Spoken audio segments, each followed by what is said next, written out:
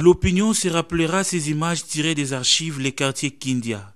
Kindia, un après-midi décisif sous un soleil accablant où Jean Bamanissa, alors gouverneur de la province orientale, s'est fait accompagner d'une équipe d'experts chinois à la recherche du site pouvant abriter un stade digne des noms. La politique et ses caprices, quelques mois après démembrement, l'homme soucié de la jeunesse sportive iturienne n'est plus aux affaires et reprend sa vie normale.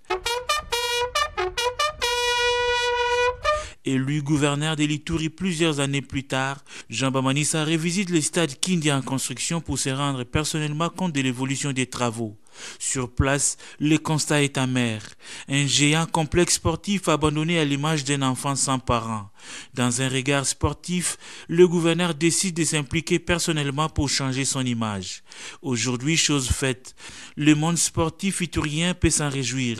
Grâce à sa plaidoirie et sa détermination de doter la ville de Bunia d'un stade au standard international, le très attendu gazon synthétique devant couvrir l'aire de jeu est enfin à Bunia. Yannick Kavaya, chef de mission de contrôle et surveillance, explique. Nous avons reçu 7 conteneurs, donc 6 conteneurs de 40 pieds et puis un conteneur de 20 pieds. Et dans ces conteneurs, il y a dans le 8200 mètres carrés de rouleau de gazon synthétique. Il y a aussi dans les 20 à 30 tonnes de sable en caoutchouc.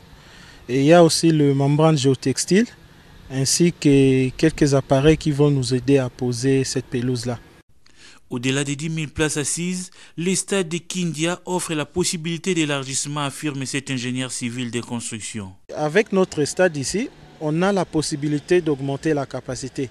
Si après des années, on se rend compte que les 10 000 places deviennent insuffisantes, on peut construire encore d'autres gradins ici pour atteindre 15 000 places ou voire même plus. Utile de rappeler que l'arrivée de la pelouse synthétique dont la pose va intervenir dans les prochains jours coïncide avec l'installation de la Ligue provinciale de foot en Ituri, le tout grâce aux efforts du gouvernement provincial.